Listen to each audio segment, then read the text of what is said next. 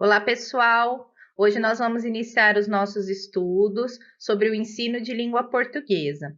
A nossa aula será sobre a função social da educação e da comunicação humana. Sejam bem-vindos! Educar é uma ação que envolve diversos aspectos da interação humana. A comunicação é uma das principais ferramentas que nós usamos na educação.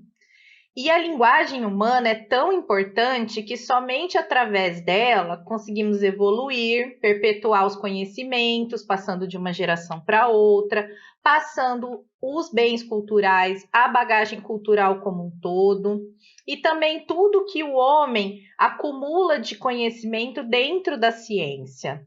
Essa comunicação, ela não envolve só a fala e a escuta, não é só a oralidade e também não é só a escrita, né, através de livros e documentos, mas envolve uma infinidade de códigos que nós vamos ver aqui nas nossas aulas, que fazem com que os conhecimentos sejam transmitidos através do tempo e também através do espaço. Então, a educação, ela tem um trabalho fundamental nesse processo, pois através dela habilitamos as novas gerações a praticarem essa comunicação e essa interação social. Desde que a educação formal tomou força, nós conseguimos preservar mais, né, os bens, os saberes da humanidade e transmiti-los para as novas gerações. Então, a educação, além disso, ela tem uma forma de intervir no mundo, transformando a realidade das pessoas que estão envolvidas no processo de ensino-aprendizagem. Porque a partir do momento que a pessoa toma posse desses conhecimentos, ela se torna mais ativa, mais integrante da sociedade e mais parte dessa sociedade, né? Então, quando uma educação formal ela se torna elitista e tradicional, ela não representa os valores do povo como um todo, ela representa só uma pequena parcela da população. A educação precisa representar todos, todos, ela precisa ser cheia de diversidade e não representar somente os interesses de uma minoria. Então, quando a gente fala da educação com a sua função social, a gente precisa falar da educação transformadora. Esse conceito foi muito usado por Paulo Freire, né? Mas hoje nós temos esse conceito de uma maneira muito ampliada, muito aplicada aos nossos paradigmas educacionais atuais. Isso é refletido nas legislações, nos parâmetros curriculares, na base nacional comum curricular, enfim, em vários documentos importantes. Então, educar nem de uma forma mecânica, nem livre de método. Isso é que é importante. Apenas uma educação baseada na ciência, no pensamento crítico, na reflexão e na ação. Isso é ideia também da teoria de Paulo Freire. Ele tem 2 livros importantes que eu uso aqui como base, né? Que é a Pedagogia do Oprimido e a Pedagogia da Autonomia. É importante, inclusive, pedagogia do oprimido usado no mundo todo para representar a educação que transforma a realidade do aluno que aprende, né? E não aquela educação que representa só uma pequena parcela, uma elite dominante. A ciência também não pode representar somente essa elite dominante, ela precisa representar os anseios e os desejos do povo, né? Então, quando nós nos referimos a uma educação transformadora, tendo em vista os paradigmas atuais, nós pensamos em uma educação que se aproxime da realidade do aluno. O ensino ele só consegue mudar a realidade se ele participa dela. É importante que a escola contextualize os seus métodos e dê mais aplicabilidade aos conteúdos ensinados. O que quer dizer isso? Quando você vai trabalhar, por exemplo, questões culturais, você não pode desconsiderar o contexto, a realidade em que a escola está inserida e impor para aquele aluno o bem cultural de uma outra realidade, né?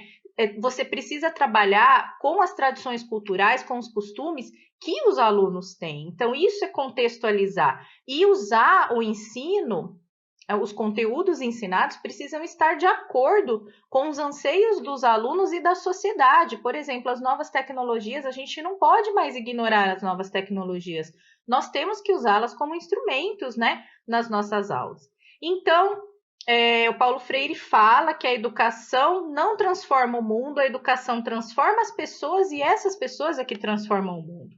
Ele criticava muito a educação que ele chamou de bancária, que era aquele método tradicional, mecanicista, onde o professor chegava, colocava a matéria na lousa, o aluno copiava, decorava, memorizava e pronto. Isso não é ensino. Mas aquele outro tipo de ensino, aquele outro extremo, onde a gente deixa o aluno livre para procurar ele mesmo conhecimento, também não é ensino. O ensino é o aluno aprende a estudar, sim, mas quem orienta é o professor. O aluno tem autonomia, sim, mas quem promove essa autonomia é a escola, é a educação, é o professor. Então, o aluno precisa participar do processo de aprendizagem, não só memorizar conteúdos, né, como no método tradicional. E nas pedagogias ativas, isso é feito de uma maneira muito explícita, porque o aluno participa de todas as etapas do aprendizado e aprende de forma significativa. Ele sabe onde ele vai aplicar cada conteúdo, se ele vai aplicar aquele conteúdo, como ele vai aplicar esse conteúdo, e não só decorar. Então, como que nós fazemos uma educação significativa atualmente?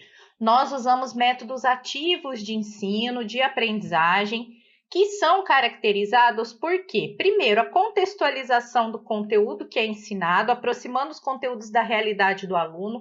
Então, você vai dar aula numa comunidade ribeirinha, você não pode desconsiderar que aqueles alunos estão envolvidos nos processos locais de pesca, de comércio, que esses alunos chegam à escola de barco, que muitas vezes eles não vão poder chegar à escola por questões ambientais, naturais. A escola, durante muito tempo, ela ficou à parte da realidade do aluno. Isso não pode mais acontecer. Então, se você vai ensinar, por exemplo, conteúdos matemáticos, por que não usar como tema saberes locais? Se você vai ensinar a língua portuguesa, por que não considerar a variante regional que é falada ali, não é? Então, isso é contextualizar. Aplicabilidade e práticas relacionadas às teorias. Então, você ensina a teoria sim. Muita gente acha que método ativo de ensino-aprendizagem não tem teoria. Tem. Só que essa teoria, ela vem imediatamente seguida da prática, né? Então, eu vou aprender uma fórmula, eu vou aprender onde essa fórmula é aplicada, onde a humanidade usa essa fórmula atualmente, né? Desenvolvimento das habilidades de modo a promover a autonomia do aluno. O aluno precisa desenvolver habilidades e competências. A gente vai ver isso quando falar da nova BNCC. Uma gestão participativa e democrática, né?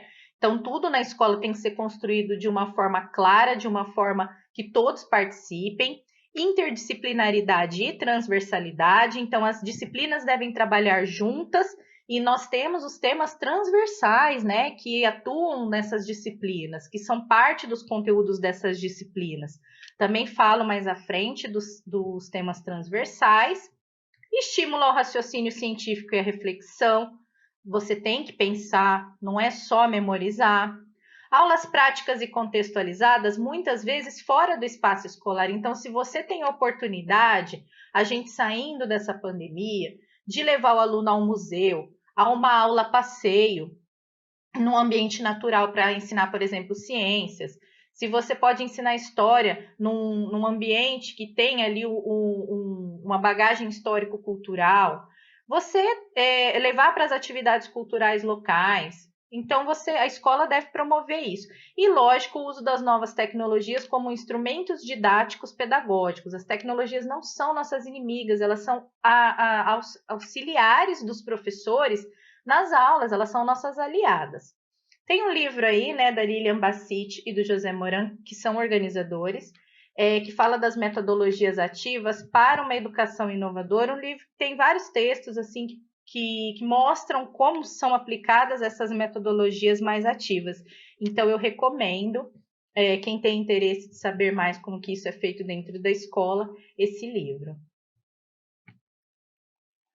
Nos métodos ativos, há uma chamada para que a escola trabalhe seu contexto social e desenvolva nos alunos a responsabilidade por esse contexto, né? Então, é importante que a escola considere ali o momento que o aluno vive, a realidade, não só da comunidade em que a escola está, mas também de toda a sociedade brasileira. e também consiga analisar isso de uma perspectiva histórica. Quando o aluno vai para a escola, ele leva uma bagagem histórico-social que coloca ele em contato com outras bagagens, com outros saberes, e amplia o conhecimento e amplia as ferramentas para esse aluno se inserir socialmente. Isso foi descrito de uma maneira brilhante, aliás, pelo psicólogo russo Lev Vygotsky, ele tinha um grupo de estudos, né? E junto com Luria, com Leontiev, Okonin, eles desenvolveram essa teoria que a gente chama de teoria histórico-social, sócio-histórica, psicologia histórico-social, e tem vários nomes, mas sempre baseado nisso, de que o indivíduo leva para suas interações sociais todo o conhecimento social e histórico do meio em que vive, através da linguagem e da comunicação. Vygotsky valorizou muito o desenvolvimento da linguagem humana, a troca cultural que ocorre através dessa linguagem, o contexto histórico, são produtos importantes, né, na teoria dele, são responsáveis pela aquisição de conhecimento e também reprodução. A gente recebe e a gente passa conhecimento, né? E ele diz que o homem só se torna humano em contato com a humanidade, em contato com outras pessoas. Fora isso, nós somos somente um ser biológico. A cultura, a interação social é que nos torna humanizados. Então, se o aluno é um ser histórico, ele não chega à escola como uma folha de papel em branco. Ao contrário, ele traz muita bagagem cultural, ele traz muita riqueza de conteúdos que foram construídos com a sua família, com a sua comunidade e com a sociedade, né? Nós não temos na nossa bagagem só os aspectos familiares e da comunidade, nós temos na nossa bagagem um passado histórico que nós levamos para a escola e que deve ser aproveitado pela escola. Quem quiser entender melhor a teoria do Vygotsky, que é muito interessante, e na teoria dele se basearam vários documentos educacionais atuais, né? Eu tenho aí a Interação no Ensino-Aprendizagem de Línguas, que ele fala como é que é importante a aquisição da linguagem para adquirir e para partilhar conhecimento. E como que é o desenvolvimento do aluno segundo a teoria de Vygotsky? Bom, o que a gente tem que considerar quando a gente vai planejar o ensino são 3 níveis de desenvolvimento. Primeiro, a zona de desenvolvimento real, que é um nível formado pelo conteúdo que o aluno já aprendeu e já assimilou, e mesmo ele nunca tendo pisado numa escola, o aluno não chega em branco, como uma folha de papel em branco, lembra? Ele chega com bagagem. Então, vamos investigar essa bagagem, vamos ver o que esse aluno tem a oferecer para o nosso planejamento. Depois, a zona de desenvolvimento potencial, que é a meta, o objetivo, o lugar onde a escola deve levar esse aluno, o que ele pode e o que ele deve aprender. Então, vamos supor, esse aluno está ingressando no Fundamental 1. Ele tem esse ano que aprender o básico da alfabetização matemática e alfabética. Essa é a zona de desenvolvimento potencial, tá? Zona de desenvolvimento proximal é formada pelos conteúdos do nosso planejamento de fato para incluir o que o aluno já sabe e o que ele pode aprender. Então, para eu chegar a essa pré-alfabetização, vamos dizer assim, que é o objetivo do primeiro ano, vamos supor, o que eu vou oferecer para esse aluno em teorias e práticas, tá? Então, o conteúdo escolar deve estar sempre relacionado ao contexto da escola e do aluno. Caso contrário, não vai fazer sentido. O contexto também vai servir para a troca de experiências, de informações, de dúvidas, pois para o Vygotsky não há aprendizado sem interação social. Nessa teoria de aprendizagem, então, a escola deve estar sempre atenta ao desenvolvimento da linguagem, do diálogo, da comunicação, para promover a troca de experiências, de vivências, sempre estimulando a socialização e a integração entre os alunos. Então, é isso que a escola tem como função social, tá? Quem quiser entender um pouquinho mais a respeito dessa educação transformadora, tem um vídeo aí do próprio Paulo Freire falando a respeito da educação, tá? Então, recomendação de aprofundamento. E aí, beleza? Fernando Vale aqui. Estou passando só para lhe dar um recado bem rápido para você que acabou de ver essa aula e que gostaria de assistir as outras aulas desse curso. Bem, é bem fácil, basta você clicar no link que está na descrição desse vídeo ou acessar www.novacursos.com.br. Fazendo sua matrícula no nosso site, você tem acesso a todas as aulas do nosso curso e mais centenas de outros cursos, além de fazer avaliação, e caso você queira, você pode adquirir o certificado por apenas R$ 29,90. Então, esse foi o recado que eu queria dar e aguardo você no nosso site e aguardo sua matrícula. Um abraço.